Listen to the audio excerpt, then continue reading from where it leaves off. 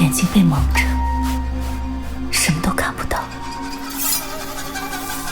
他用刀划开我的背，沿着蝴蝶骨一厘米一厘米地划开。中间我挣扎了一下，刀口歪了。他很生气，他说：“好好的一张皮被你弄坏。”他已经完整的割下来13张后背的皮，他把它们缝在一起，当成床单。我本以为这就是他想要的作品，后来发现不是。他开始催眠我。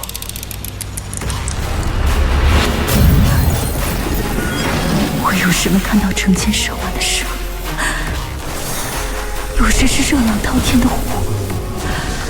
我的恐惧和质疑都在他的催眠下连续上演，无限重复。我知道那是催眠术，但是我逃不掉。那个时候我才知道，他说的作品就是受害者完全臣服于他，心甘情愿地被他剥皮。他享受的是吞噬灵魂。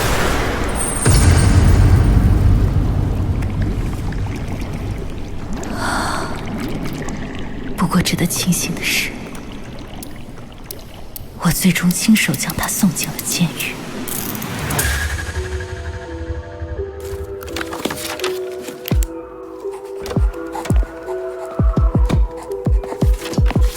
赵队长，幸会。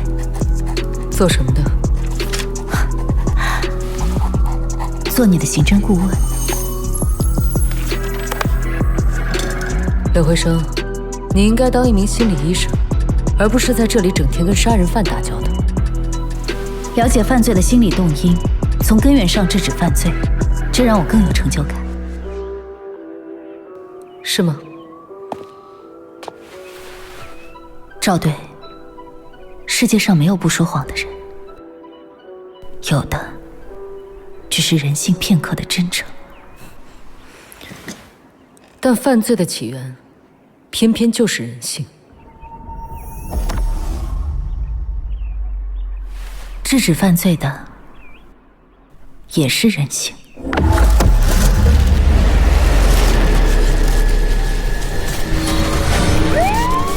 侧写师是犯罪现场基金的翻译，16到25岁，体型瘦小，童年有火刑创伤，住南区廉价房区。凭什么这么肯定？纵火是他沟通的方式，火够响够亮，能让所有人看见他。我们行走在他人思维深渊的边缘。干部变成混，说明了。借来凶手的眼睛，回望现场，尸体呈现了一个最重要的信息：凶手觉得自己在替天行道。有的人被烧死，用疯子的逻辑推演剧情。当他进入社会，有的人看到那些女性时，他就会想起曾经被虐待的自己。他们的指甲全拔了。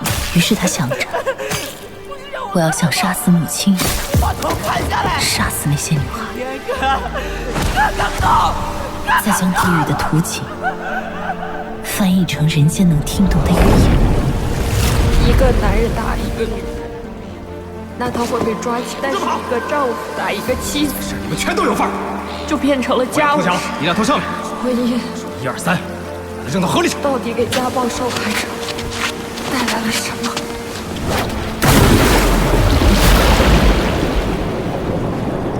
可是，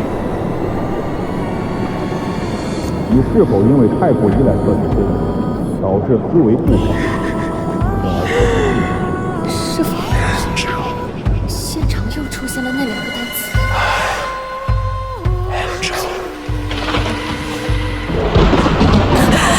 赵宇，怎么了？我猜的没错，Thanatos